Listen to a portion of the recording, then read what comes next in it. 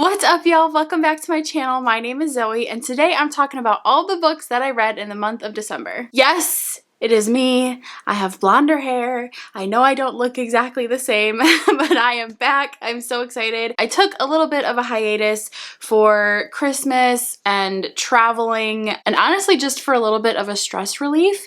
December was a crazy month for me, so I took a week off. I haven't actually sat down and filmed in probably 2 or 3 weeks, so excuse me if I'm a little bit rusty, but this is just a wrap up, so hopefully it should go well. With that said, let's go ahead and just jump into the books that I read in the month of December. I did read 8 books in the month of December. I read mostly Christmassy themed books, but I did read one mystery thriller at the end of the month, literally the very last day of 2019. I read it and I loved it and I can't wait to talk about it.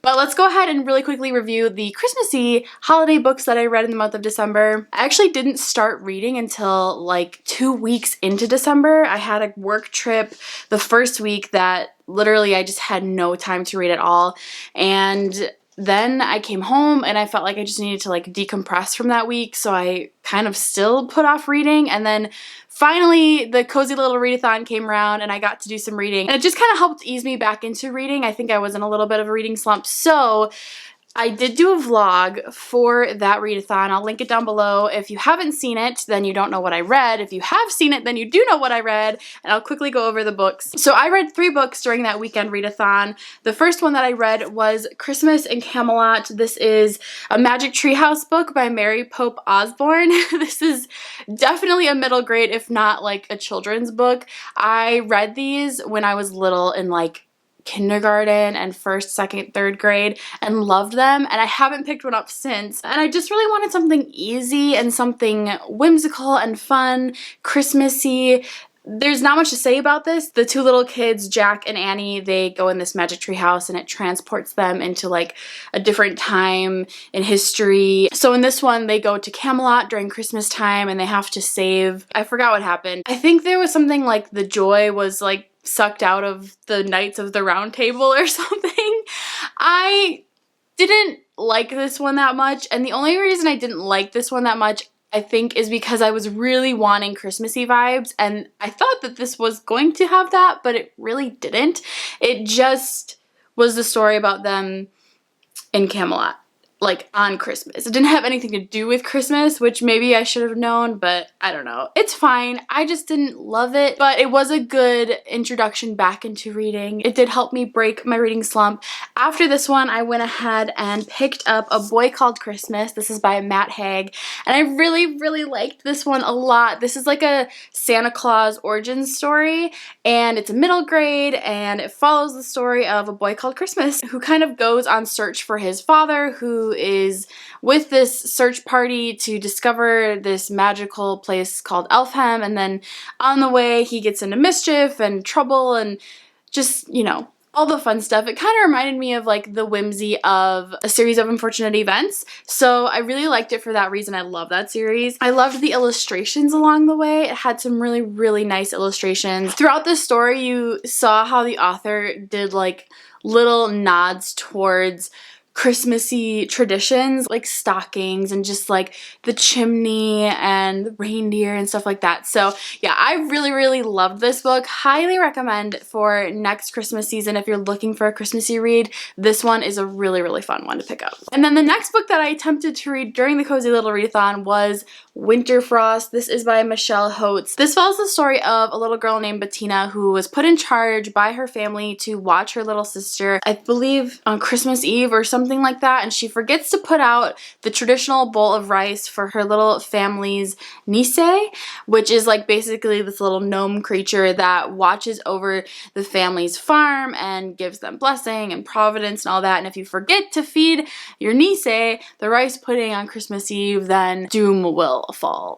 Maybe it's not that dramatic, but then you'll have bad luck. That's kind of the tradition, and she does forget to do it that night, so the Nise gets back at her by kidnapping her baby sister the next day, and then they kind of go on this whirlwind adventure of trying to find her little sister.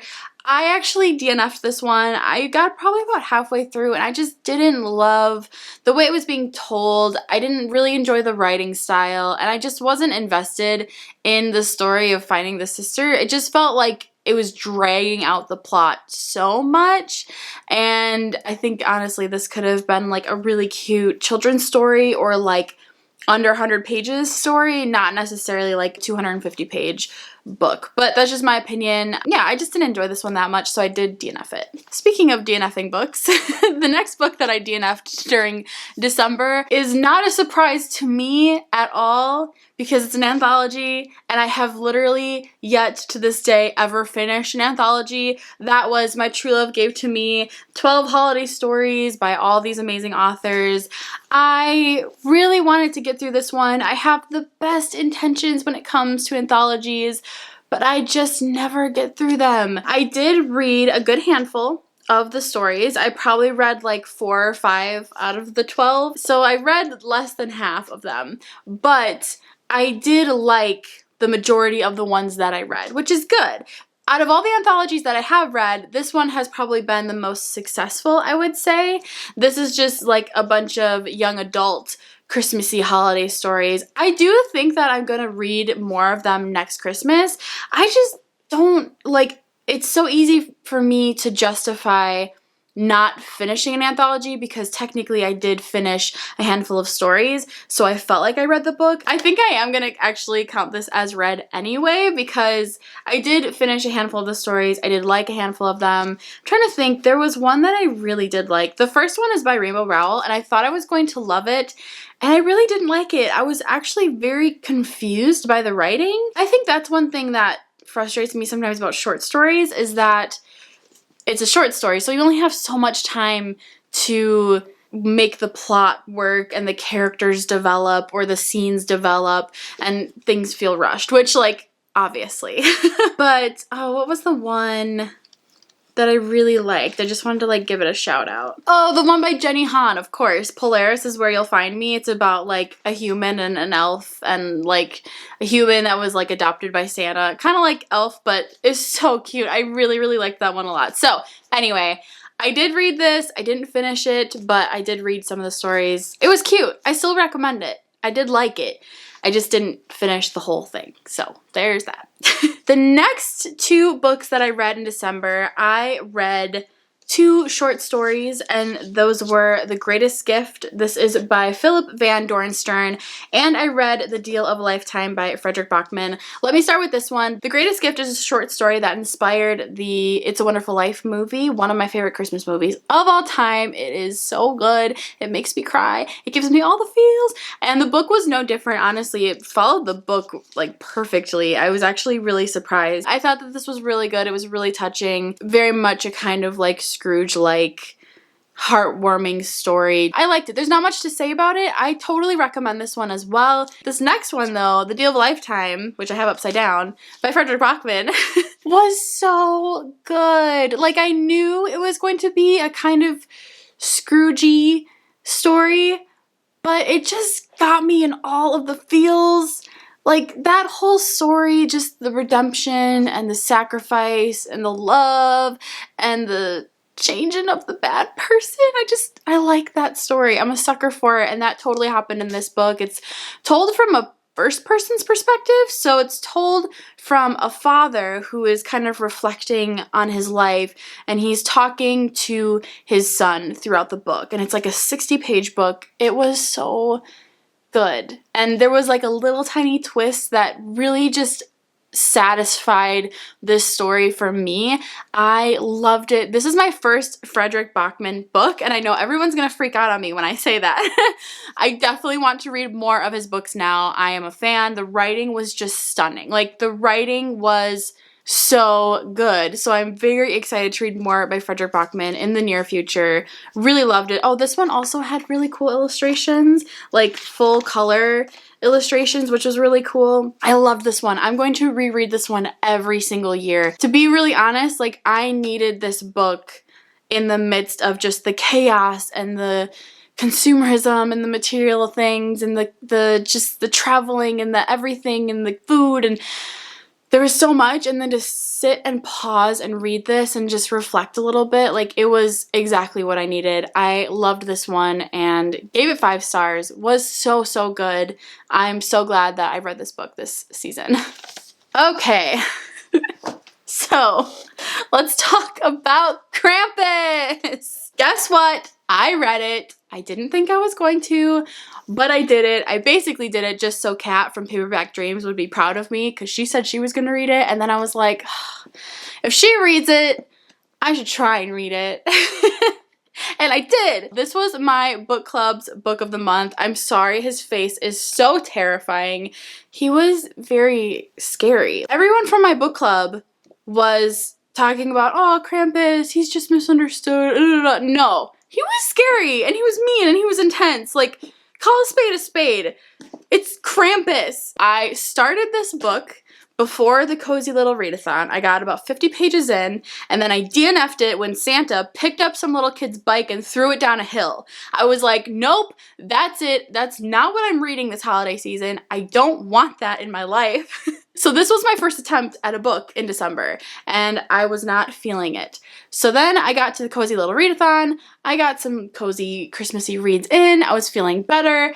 And then I was like, all right, I'm going to give Krampus another shot. I'm going to listen to it on audiobook and see if maybe I can get a little bit more invested. So I did. The audiobook was very well done. Krampus had like a great, I think like a Russian-y accent. He was just... the story. I don't even know where to begin. It follows the story of Krampus, obviously, and it's kind of like this battle of Krampus being released from his prison grave thing to come back and defeat Santa, and along the way he enlists the help of this human named Jesse, who has kind of found himself in a predicament of being sought after by these really corrupt gang in his town, and it's a wild ride. I actually really didn't hate the story. I thought that the writing was really intriguing. This is by Brom, and one book that I really want to read by Brom is The Child Thief, which is kind of like a dark retelling of Peter Pan. I was actually really impressed by the writing. I was impressed that I didn't hate my time reading this. I didn't think the story was anything like amazing. It didn't make me love Krampus. I wasn't invested in the characters the way that I think that the author wanted you to be invested. I was pleasantly surprised. I didn't hate it. But at the end of the day, I just didn't love the characters. I didn't love the story. And overall, like, I think I'm gonna forget the details over time pretty quickly. For that reason, I did go ahead and give it like a 3-star. I thought objectively it was a good book. And if this is what you want to read during Christmas or anytime really, then go for it, and I think you might really like it. Dark fantasy. I kind of wish I would have read it not during Christmas time, honestly. Like, I think I would have possibly enjoyed it more if it wasn't during Christmas time, which is a very intriguing thought, that you could like a book more during a certain season. Anyway, I'm done talking about Krampus. I read it. I gave it 3 stars. The very last book that I read in the month of December and in the year of 2019, in this decade, was The Wife Between Us by Sarah Pekkanen and Greer Hendricks. This is a domestic mystery thriller that has been out for a couple years. Earlier this year, I read An Anonymous Girl by these same authors, and this was their debut, as far as I understand. And a lot of people said that they really enjoyed this one a lot more than Anonymous Girl. I really personally enjoyed An Anonymous Girl, so my thinking was that if I really like that book, I am going to just love The Wife Between Us. And I really did, which is good. You probably thought that was going to go a different way, didn't you? I really enjoyed this book a lot. I don't know if I liked it more than An Anonymous Girl. I feel like I liked them evenly. Like, they were both very solid domestic mystery thrillers in my opinion. So far, both the books that I read from these authors, I've really enjoyed. This one in particular had some really solid twists throughout the book, which made it so entertaining totally made me want to keep reading. I had to know what was going to happen, what was the end, what was going to be the outcome. I needed to know. I liked the story a lot. It's hard to talk about this book without spoiling it. I will say that this book was reminiscent of one of my favorite domestic mystery thrillers, which is The Last Mrs. Parrish by Liv Constantine. It is about a wife who's recently divorced from her husband, and then it is also about the husband and his new fiance and their inner workings of all of that happening, and how the divorced ex-wife thinks of and treats the new fiance and her ex-husband. That's all I'm gonna say. That literally doesn't intrigue you at all, I know, but it's good. And I would recommend this one for both veteran readers of mystery thriller and newbie mystery thriller, domestic thriller readers. I think that it's a really enjoyable read, and I listened to the audiobook and I loved it. The one critique I have about this one is just that there was an additional very, very last